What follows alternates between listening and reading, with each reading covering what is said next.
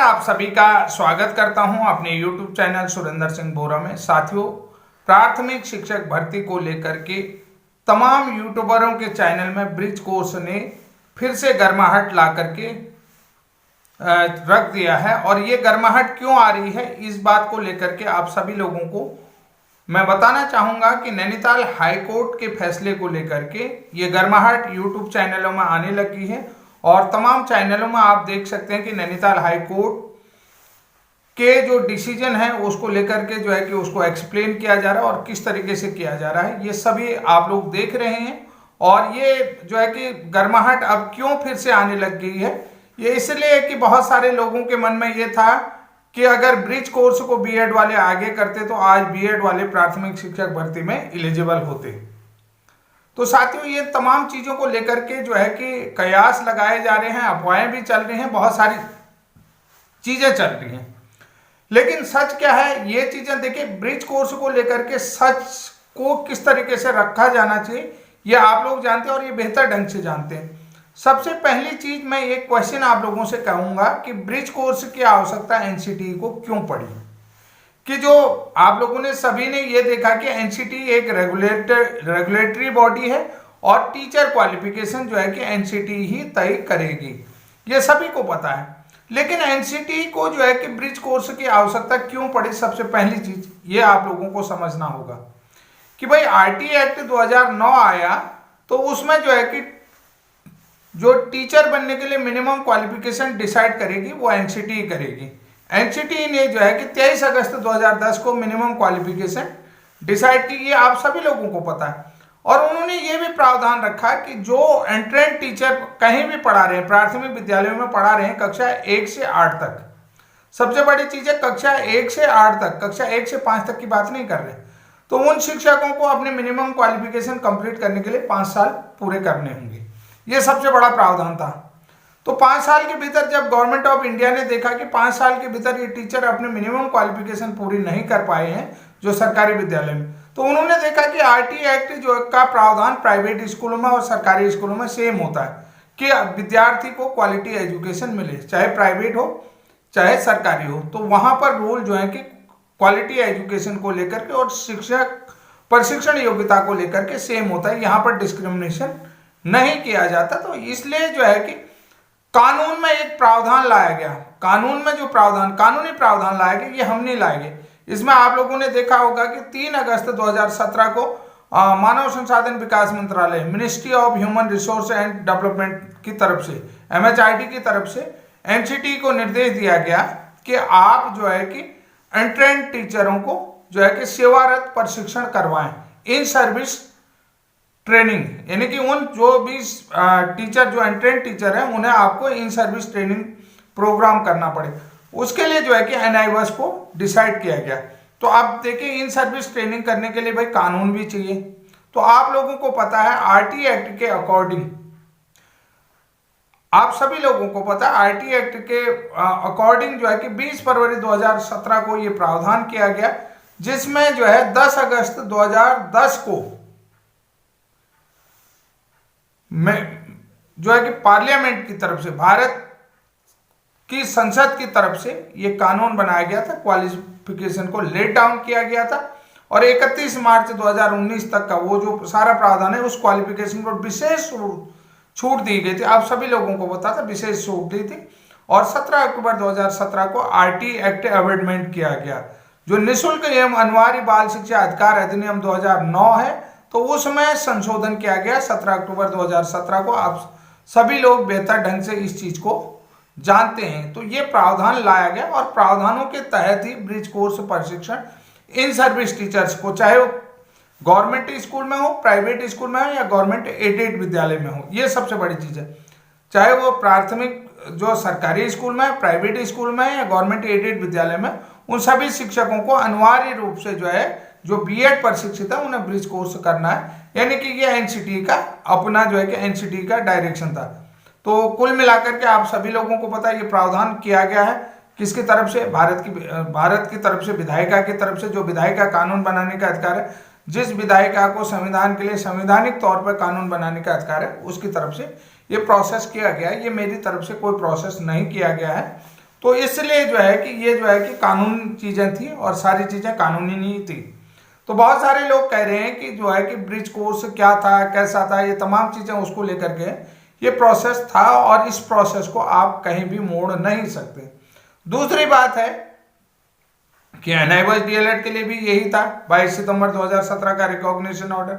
उस recognition order के तहत ही एनसीटी के अधिनियम 1993 की धारा 14 के तहत ये सारे प्रावधान, नियम 29 के तहत ये प्रशिक्षण प्रावधान किए गए, जिसके लिए कह सकते हैं, जिसके लिए आप लोग कह रहे हैं कि बीएड और डीएड इक्वल क्वालिफिकेशन नहीं हो सकती। वो हमें भी पता है नहीं हो सकती क्वालिफिकेशन, क्योंकि उस बीएड के अंदर कक्षा 1 से 5 तक क्या था,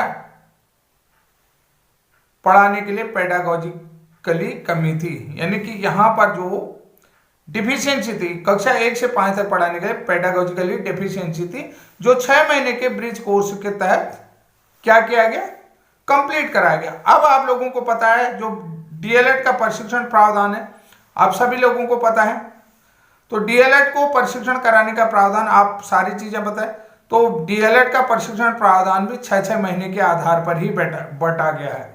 तो उसमें जो है कि 6 महीने कक्षा 1 से 5 तक पढ़ाने के, 6 महीने जो है कि जो पेडागोजिकल स्किल है उसके लिए प्रशिक्षण प्रावधान है, और बाकी जो है कि 6 महीने जो है अन्य जो पाठ्यक्रम है, लेसन प्लान, ये चीजें होती है, इसका प्रावधान हो, और 6 महीने जो होता है स्कूल प्रैक्टिस होती है। ये सारी चीजें हैं। तो बीएड में भी ये प्रावधान किया जाता है, कक्षा 1 से 5 तक पढ़ाने के लिए 6 महीने की जो प्रशिक्षण प्रावधान था, जो आप लोगों ने 6-6 महीने का 4 सेमेस्टरों में बटा हुआ है, कि 6 महीना जो है कि आपको जो है क्या स्कूल टीचिंग जरूरी होती है, वो आपको पता है, स्कूल बेस्ड एक्टिविटी। तो वो स्कूल बेस्ड एक्टिविटी जो होता है जिसमें इन सर्विस होता है, तो ये सारी चीजें एनआईओएस डीएलएड में भी छूटती, हमें भी छूटती, कि स्कूल में ऑलरेडी हम लोग जो है कि कार्यरत हैं। तो ये जो सारी चीजें हैं पैरेलली हैं, इक्वल कैसे नहीं हो सकता। आप लोगों ने जो है कि एनआईओएस डीएलएड का 10 दिसंबर 2017 का वो जजमेंट देख लिया है कि जो एनसीटी के रूल से कवर्ड है। यही सेम चीज है माननीय सुप्रीम कोर्ट में जस्टिस बीआर गवई ने ये स्पष्ट कर दिया था कि जस्टिस मिश्रा जी और जस्टिस बीआर गवई जी ने ये स्पष्ट कर दिया था कि ये एनसीटी के रूल से कवर्ड था जब रिव्यू की बात आई। तो कुल मिलाकर के एक को कवर्ड और दूसरे को अनकवर्ड तो सुप्रीम कोर्ट नहीं कर सकती। ये पहला चीज है, आप लोगों को मैं स्पष्ट रूप से बता देना चाहता हूं कि, और जो भी आप लोग अन्य जगह पर देख रहे हैं तो थोड़ा सा। दूसरी बात, अब यहां पर देखिए कि सबसे बड़ी चीज ये चीज है कि कहीं न कहीं एक चीज आप लोगों को बताता हूं, सरकारी विद्यालय में पढ़ाने वाला टीचर और प्राइवेट विद्यालय में पढ़ाने वाले शिक्षक की क्वालिफिकेशन, दोनों क्वालिफिकेशन अलग अलग नहीं हो सकती। इस बात को भी, यानी कि क्वालिफिकेशन में डिस्क्रिमिनेशन नहीं हो सकता, क्योंकि दोनों ही जगह आरटी एक्ट प्रभावी है। तो यहां पर जो जजमेंट है उसमें यह कहा गया है कि जो ब्रिज कोर्स का प्रावधान किया गया है तो वो जो है कि प्राइवेट स्कूल को प्रोटेक्ट नहीं करता है। यानी कि जो है कि देवेश शर्मा वाले केस को आधार बना करके ये कहा गया है कि ब्रिज कोर्स केवल सरकारी स्कूल के लिए ही बनाया गया है। जो सरकारी स्कूल में अपॉइंट टीचर हैं, यानी कि नियुक्त शिक्षक हैं, उन्हीं के लिए ये बनाया गया। अपॉइंटेड टीचर है उन्हीं के लिए ये चीजें बनाए गए हैं। ब्रिज कोर्स केवल नियुक्त शिक्षक के लिए है। तो इसमें जो है कि 8 अप्रैल 2024 के रिव्यू के फैसले के आधार पर माननीय नैनीताल हाईकोर्ट ने अपना फैसला दिया था। तो कुल मिलाकर के आप लोग ये समझते हैं कि सरकारी स्कूल के टीचर के लिए, टीचर बनने के लिए अलग क्वालिफिकेशन और प्राइवेट स्कूल के टीचर बनने के लिए अलग क्वालिफिकेशन होती है, ये नहीं होती। और दूसरी बात है कि इसमें आधार ये फैसला ये भी कहता है कि ये केवल सरकारी स्कूल के टीचर को प्रोटेक्ट करने के लिए है, यानी कि 11 अगस्त 2023 से पहले जो शिक्षक नियुक्त हो गए उन्हीं को प्रोटेक्ट करता है। ये भी गलत है, क्योंकि जो ऑलरेडी जो क्वालिफिकेशन 10 अगस्त 2017 को लेट डाउन की गई थी उसमें जो है कि प्राइवेट और गवर्नमेंट स्कूलों को दोनों के लिए प्रोटेक्ट किया गया है। और दूसरी बात है कि ये जो रूल बनाया गया था, तो ये जो ब्रिज कोर्स का प्रावधान किया है ये एनसीटी के अधिनियम और रूल से कवर्ड है। जैसा कि आप सभी लोगों को पता है एनआईओएस डीएलएड को कवर्ड माना गया, और one time window training program का वन टाइम जो है कि प्रोग्राम, ये बार बार तो होता नहीं, यानी कि बार बार की तो बात हम लोग करते नहीं, दूसरी बात, एक तीसरी बात आप लोगों को ये क्या, एनसीटी ने जो अपने इस नैनीताल हाईकोर्ट के जजमेंट में एनसीटी की तरफ से कहा गया है कि ये प्रावधान केवल सरकारी स्कूल के टीचरों के लिए, यानी कि जो सरकारी नियुक्ति पा चुके हैं, गवर्नमेंट अपॉइंटेड टीचर्स के लिए ये प्रावधान किया गया एनसीटी की तरफ से। तो ये भी बिल्कुल गलत है, जिसके लिए आप लोगों ने देखा होगा कि एमएचआरडी का दिशा निर्देश है और 22 सितंबर 2017 का वो रिकॉग्निशन ऑर्डर है जिसमें एनसीटी ने दोनों के लिए प्रावधान करा है। तो यहाँ पर भी आप लोगों को मैं सारी चीजें बताता हूँ। एनसीटी ने क्या कहा, उन्होंने कहा कि ये जो माननीय देवेश शर्मा वाला फैसला है, जो ब्रिज कोर्स का प्रावधान है, केवल 11 अगस्त 2023 के फैसले से पहले जो बीएड टीचर सरकारी स्कूल में अपॉइंटेड हो चुके हैं, केवल उन्हीं को जो है कि ये प्रोटेक्ट करता है, उन्हीं को ये सेव करता है। तो यहाँ पर देखिए, सबसे पहले 22 सितंबर 2017 का रिकॉग्निशन ऑर्डर पढ़ेंगे तो उसमें ये स्पष्ट रूप से कहा गया।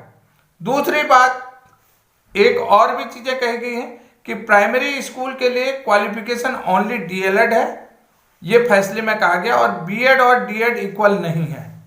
बीएड और डीएड इक्वल नहीं है, ये सारी चीजें हमें भी मालूम है, और सारी चीजें उत्तराखंड सरकार की तरफ से इक्वलिटी को लेकर के आप लोगों ने देखा होगा, इक्वलिटी को लेकर के निर्देश जारी करेंगे कि सामान्य डीएलएड के समकक्ष मानते हुए ब्रिज कोर्स प्रशिक्षण करने के उपरांत प्राथमिक अध्यापक के रूप में नियुक्ति दी जाती है। ये स्पष्ट रूप से, जिसका कि हमने जो है कि सरकार का आदेश, यानी कि सरकार ने जो अधिसूचना जारी कर दी, सरकार द्वारा जो निर्देश दिया गया था, वो निर्देश में हमने वहां पर माननीय हाईकोर्ट में लगाया हुआ था। ये चीज है, ये सारे पक्ष हमारी तरफ से सुप्रीम कोर्ट में आप रखे जाएंगे, क्योंकि देखिए आप लोगों को अन्य वीडियो को देखने से परेशान होने की जरूरत नहीं। आप ये जो लड़ाई है ये बहुत अच्छे मोड में जाएगी। ये मैं स्पष्ट कर दूं कि ये जो लड़ाई है, अगर हमारे अगेंस्ट कोई पार्टी आती है, हम चाहते कि आए, हम लोग ये स्पष्ट करते, मैं अपनी वीडियो की तरफ से भी कहता हूं कि अब हमारे अगेंस्ट आए, जो भी आना चाहता आए। लेकिन देखिए, मैंने आप लोगों को ये चीज कह दिया कि हम लोग गिने चुने लोग हैं।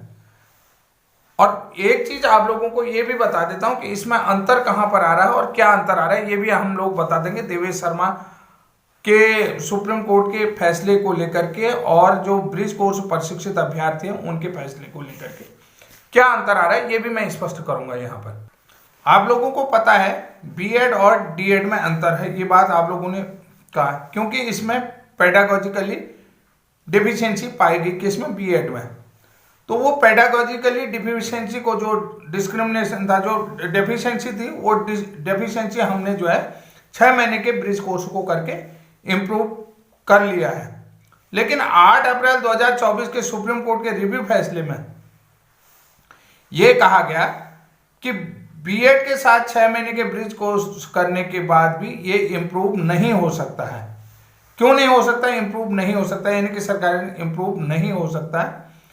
देवेश शर्मा के 11 अगस्त 2023 की सुप्रीम कोर्ट के फैसले को आधार बना करके, और एनसीटी का जो गजट नोटिफिकेशन है वो 28/6/2018 का है। समझ रहे हैं कि क्या कहा गया कि ये जो है कि इंप्रूव नहीं हो सकता है 6 महीने के ब्रिज कोर्स करने के। कौन? क्योंकि ये लोग जो है कि प्राइवेट स्कूल में पढ़ाते हैं, ये इंप्रूव नहीं हो सकता है, ये चीज कहा गया है। तो अब सबसे पहली चीज है कि हमने कहा कि देवेश शर्मा वाला जो डिसीजन है, देवेश शर्मा वाला जो गजट नोटिफिकेशन है, वो हम पर ब्रिज कोर्स पर लागू नहीं होता, बिल्कुल नहीं लागू होता। आप लोगों को सबसे बड़ी चीज मैंने आप लोगों को एक ही पहले ही लाइन में स्पष्ट कराते हैं कि सबसे पहले एनसीटी को ब्रिज कोर्स कराने की जरूरत क्यों पड़ेगी, फिर एनसीटी ने ब्रिज कोर्स का प्रावधान क्यों किया। सबसे बड़ा सवाल है, एनसीटी ने ब्रिज कोर्स का प्रावधान क्यों किया, एमएचआरडी ने ब्रिज कोर्स का प्रावधान क्यों किया, ये सारी चीजें आप लोगों को पता। सबसे पहली चीज है कि संसद में इसके लिए दोनों सदनों में बिल पास हुआ है, विधेयक लाया गया, बिल पास हुआ, जिसमें देश के करोड़ों टैक्स पेयर वालों का बजट खर्च हुआ, उन टैक्स पेयरों का पैसा खर्च हुआ। संसद जो चलती है ना, उसमें टैक्स पेयर का पैसा लगता है। सबसे बड़ी चीज है कि सरकार की तरफ से उचित प्रावधान किया गया। आप ये नहीं कह सकते कि जैसे आप लोगों ने कहा कि, क्योंकि आप लोगों ने बहुत सारे यूट्यूबरों को देखा होगा कि खुलकर नहीं बोल रहे कि इसमें प्रावधान क्या है। हम प्रावधान जानते हैं कि अब ये जो है कि बहस का मुद्दा आ रहा है तो चिंता सताने लग रही है कि इस बात में कि कहीं इन पहले के ब्रिज कोर्स वालों के कारण से जो नए बीएड वाले हैं वो भी जो है कि अंदर ना आ जाए। सबसे बड़ी चीज ये है कि उन डीएड वालों को डर क्यों लगने लगा है, मैं आप लोगों को स्पष्ट बता देता हूं कि कहीं अगर देखिए संसद में ये प्रावधान किया गया, मैंने नहीं किया, कि अभी तक जो देवेश शर्मा वाले केस में था कि ब्रिज कोर्स को अलग अलग केसों से लगाया गया था, कह रहे थे वो गलत कह रहे थे कि ब्रिज कोर्स का प्रावधान था, लेकिन उनके लिए नहीं था। कि वो लोग क्या कर रहे थे, 28 जून 2018 28 से 2018 के एनसीटी के गजट नोटिफिकेशन में लगा रहे थे। लेकिन आप जो है कि माननीय सर्वोच्च न्यायालय को ये बताने जा रहे हैं कि 28 जून 2018 के गजट नोटिफिकेशन से पहले जब आरटी एक्ट, कि देखिए बीएड क्यों बाहर हुआ, सबसे बड़ी चीज है कि बीएड जो है कि आरटी एक्ट के तहत क्वालिफिकेशन नहीं मानी गई। आरटी एक्ट निःशुल्क एवं अनिवार्य बाल शिक्षा अधिकार अधिनियम के कारण ही बीएड बाहर है, क्योंकि बीएड को प्राइमरी के लिए मिनिमम क्वालिफिकेशन नहीं मानी है, ये प्रावधान है। अब जब जिनके पास जो एनसीटी ने अपने जो है कि एनसीटी ने अपने नियम में, अपने जो है कि अधिनियम में, एनसीटी का अधिनियम 1993 में ब्रिज कोर्स का प्रावधान किया है, ये सुप्रीम कोर्ट को बताने जा रहे हैं, क्योंकि माननीय सर्वोच्च न्यायालय भी ये कहती है और अन्य जो है कि जो स्टेट की कोर्ट है, न्यायालय भी हैं, वो भी कहती हैं कि एनसीटी रेगुलेटरी बॉडी है और एनसीटी को ये अधिकार है कि वो जो है कि आर्टिकल 309 के तहत नियम बनाती है, 309 के तहत सर्विस नियम बनाती है, ठीक है। वो जो है कि अनुच्छेद 309 के तहत सरकारी नौकरी के लिए नियम बनाती है, नौकरी के लिए नियम बनाती है। ये भी कहती है कि एनसीटी को ये पूरा हक है, ये प्रावधान है।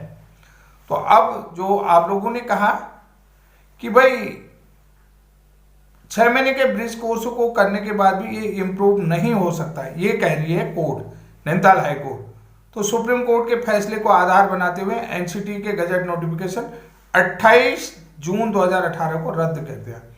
तो अब सबसे पहली चीज आप लोगों को पता है कि जो ब्रिज कोर्स का प्रावधान है वो एनसीटी के गजट नोटिफिकेशन 28 जून 2018 के तहत नहीं है। वो जो है कि आरटीए एक्ट 2009 के तहत 1 अप्रैल 2010 के बाद किया गया है, ठीक है। ये चीज हो गया कि सबसे पहले जो है कि जो एनसीटी का गजट 2018 वो हम पर प्रभावी नहीं होता, ये सबसे इंपॉर्टेंट थिंग है। एनसीटी देवेश शर्मा वाला जो केस है, देवेश शर्मा वाला एनसीटी का गजट नोटिफिकेशन 2018 वो हम पे लागू नहीं होता है। उसमें जो है कि डायरेक्टली, जैसे आप लोगों ने कहा कि सरकार की तरफ से सीधे जो है कि एनसीटी के ऊपर दबाव है, हमारे यहाँ पर ऐसा नहीं है कि जैसे आप लोगों ने कहा ना कि केबीएस ने सेंट्रल गवर्नमेंट को लेटर लिखा कि और सीबीएसई ने सेंट्रल गवर्नमेंट को कि हम बीएड को लेना चाहते हैं और एनसीटी इसको क्वालिफिकेशन तय करे, 6 महीने का ब्रिज कोर्स करवाए। लेकिन ये जो है कि ज्वाइनिंग के 2 साल के भीतर जो है कि ब्रिज कोर्स का प्रावधान है। लेकिन हमारा जो ब्रिज कोर्स का प्रावधान है, पहले बीएड के साथ 6 महीने का ब्रिज कोर्स कंप्लीट करेगा, उसके बाद नियुक्ति के लिए अप्लाई करेगा, ये प्रावधान है। यानी कि वो अपने मिनिमम क्वालिफिकेशन कंप्लीट करेगा, उसके बाद वो नियुक्ति पाएगा। बीएड में जो है कि एनसीटी के गजट नोटिफिकेशन में पहले नियुक्ति पाएगा, नियुक्ति के 2 साल के भीतर जो है कि अपनी क्वालिफिकेशन जो है कि कंप्लीट करेगा, ये था। लेकिन 2017 का प्रावधान है, ये जो है कि एनसीटी ने जो है पहले 1 अप्रैल 2010 से 2015 तक 5 साल लाई, फिर जो है कि 1 अप्रैल 2015 से 31 मार्च 2019 तक क्या लाई, 4 साल। पहले 1 अप्रैल 2010 से 31 मार्च 2015 तक, 31 मार्च 2016 तक छूट दी गई थी, आप लोगों को ये भी मालूम है, 16 तक छूट दी गई थी। लेकिन उसको जो है कि क्या करा कि रिट्रोस्पेक्टिव लागू करा, ये साफ लिखा हुआ है 1 अप्रैल 2015 से 31 मार्च 2019 तक 4 साल। तो उस गजट नोटिफिकेशन में साफ लिखा है कि जो भारत का जो है कि गजट नोटिफिकेशन है, ये आप लोग गवर्नमेंट ऑफ इंडिया का जो है क्या है, वो गजट है। उस गजट में ये सारी चीजें लिखी गई हैं कि भारत सरकार का वो राजपत्र है, कौन सा, 17 अक्टूबर 2017 का। उस राजपत्र में ये लिखा गया है कि इसको जो है, जो ये पहली बार आरटी एक्ट में संशोधन है और इसे आखिरी बार माना जाए, ये भी लिखा है। तो इसको जो है कि 5 साल के बजाय 9 साल पढ़ा जाए। अगर जो लोग ये चीजों को नहीं समझ पाए तो वो उस जो है 17 अक्टूबर 2017 के जो है कि भारत के राजपत्र को, जिसमें आरटी एक्ट संशोधन, आरटी एक्ट अमेंडमेंट बिल लाया गया, उसको दोबारा से पढ़ लें। और साफ लिखा है 31 मार्च 2019 तक उन शिक्षकों को क्या है कि अपनी मिनिमम क्वालिफिकेशन कंप्लीट करनी है जो प्राइवेट, गवर्नमेंट एडेड विद्यालय में और जो है कि अन्य विद्यालयों में पढ़ा रहे हैं। तो उन सभी को, और वो बीएड है तो उन्हें 6 महीने का ब्रिज कोर्स करना है, ये प्रावधान है। न कि ये प्रावधान Devesh Sharma versus union of India के एनसीटी के गजट नोटिफिकेशन 28 जून 2018 में किया गया। 28 जून 2018 में ब्रिज कोर्स प्रशिक्षण का प्रावधान नहीं किया गया है। 28 जून 2018 के एनसीटी के अधिनियम के अनुसार जो अभ्यर्थी लगे हुए हैं उन्हें अभी तक ब्रिज कोर्स नहीं करवाया गया, यह आप सभी लोग जानते हैं।